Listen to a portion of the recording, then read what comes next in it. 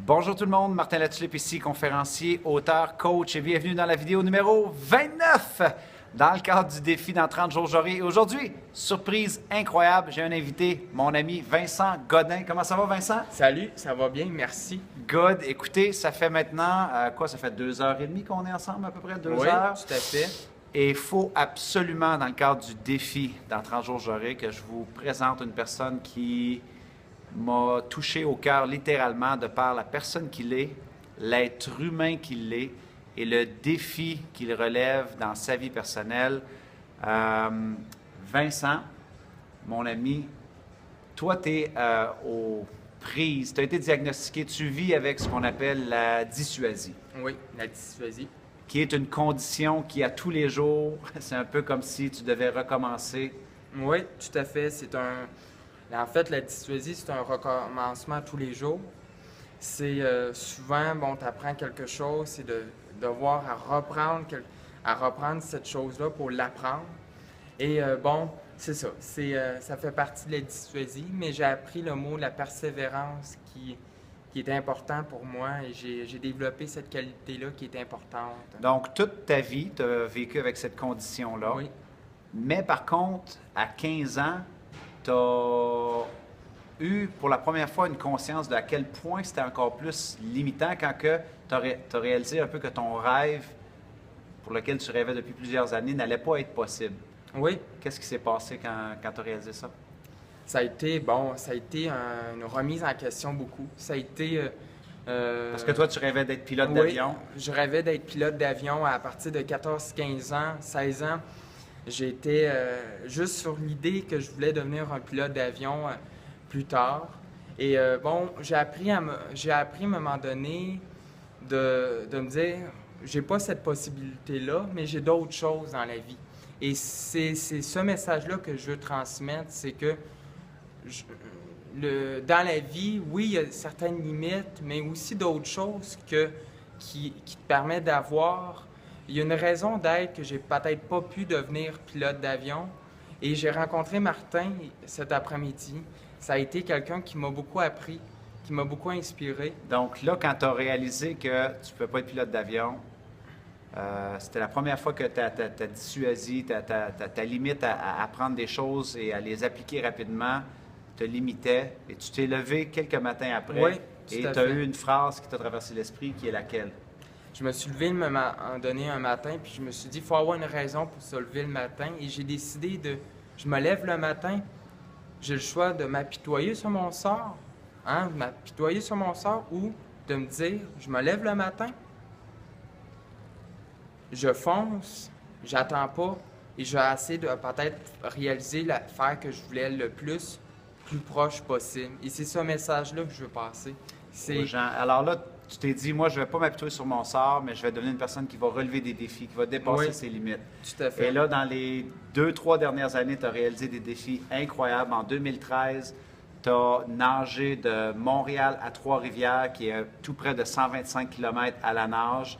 Et là, il y a quelques mois à peine, tu as réalisé un deuxième défi Oui. pour lequel tu t'es préparé pendant 2 ans, qui était de nager 90 km dans le golfe, dans l'Atlantique, Saint-Laurent. dans le golfe du Saint-Laurent, pendant 48 heures, donc nager 48 heures dans la noirceur aussi, et qui est 2 ans de préparation. Oui, tout à fait. Ça a Mais été... tu m'as dit, lorsqu'on s'est parlé cet après-midi, parce que tout le monde est en train de relever un défi ici dans le cadre du défi dans 30 jours j'aurai, donc tu te prépares, tu as ton équipe, tu es accompagné par des bateaux, une équipe d'urgence, tes parents, un Des coach, supporters. des supporters.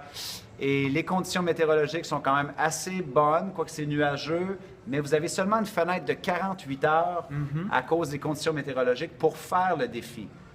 Là, tu démarres le défi à la nage et je pense que rapidement, il se présente une épreuve qui t'a enseigné une très grande leçon. Pourrais-tu le partager avec nous autres? Parce que Oui. moi, ça m'a énormément marqué. Mais c'est durant mes 48 heures, la première journée de ma traversée, j'ai traversé un orage. Tout le monde le sait que nager dans l'orage, être sur l'eau et dans l'eau durant un orage, c'est dangereux. J'ai traversé cette épreuve-là. La première journée, ça a été une épreuve de vie, du fait que je pensais de mourir un peu.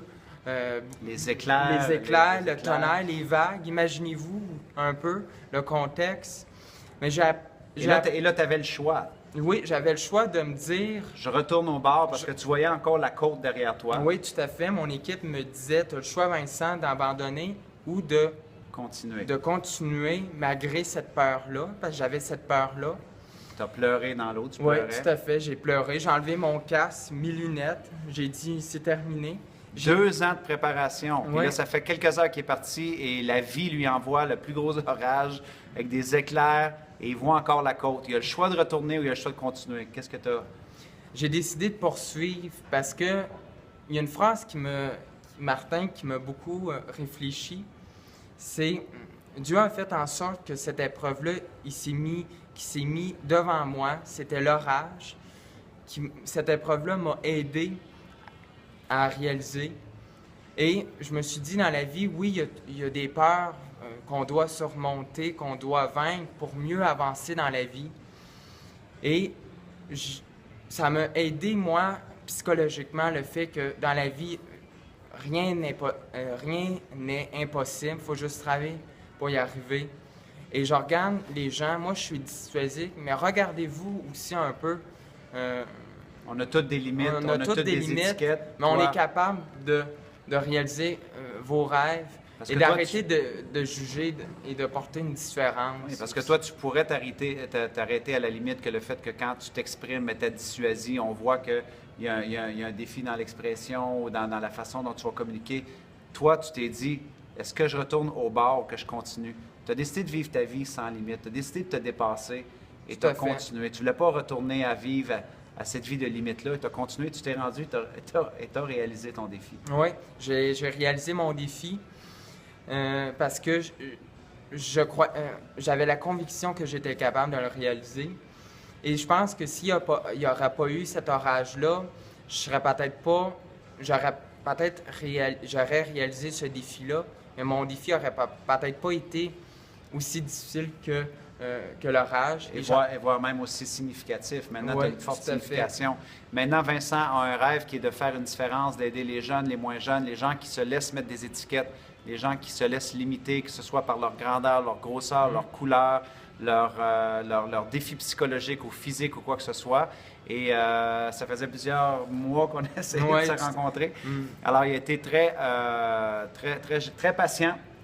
Puis finalement, on a pu se rencontrer. Mais je voulais absolument que vous puissiez le rencontrer et que vous sachiez de tout cœur que peu importe quel est le défi que vous vous êtes lancé, peu importe votre âge, peu importe les limites que vous croyez peut-être que vous avez présentement dans votre vie, moi, cet après-midi, Vincent m'a énormément inspiré. Alors, je tenais à vous le présenter. Suivez-le. Je pense que tu as une page Facebook. Oui, certainement. J'ai une page Facebook. C'est Vincent Godin. Ça va me faire plaisir d'échanger avec vous. Et abonnez dans ma page. Prochainement, j'ai un nouveau projet.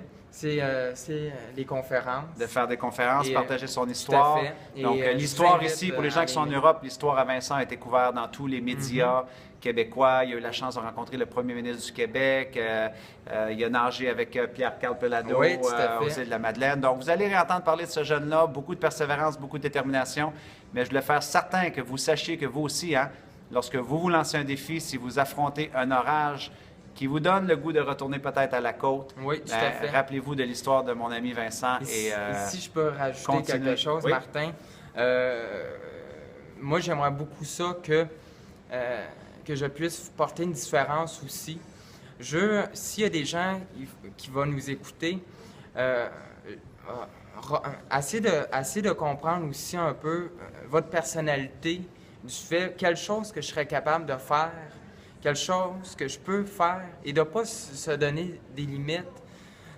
Je vous invite chaque personne d'avoir une idée positive en vous levant le matin, même si des fois c'est pas exactement ce que vous voulez le matin, de se dire oui, je peux faire un premier pas, mais c'est aussi à l'intérieur de vous, vous êtes capable de pouvoir arriver où est-ce qu'elle est. À faire une chose positive. À faire une différence. C'est mon message et Martin m'a beaucoup inspiré. Vincent, merci. Ça a été un grand plaisir. Merci beaucoup. Merci pour ta générosité d'avoir participé à mon défi dans 30 jours. Et tant qu'à moi, la gang, eh bien, je vous dis, Jusqu'à notre prochaine communication, eh bien, soyez reconnaissants, reconnaissantes, célébrez la magie d'aujourd'hui et merci sincèrement de faire partie de ces gens-là qui, oh yeah, ont le pouvoir, comme mon ami Vincent, comme vous tous et toutes à l'écoute, de vouloir bâtir un monde meilleur. C'était votre ami Martin qui vous dit au revoir tout le monde.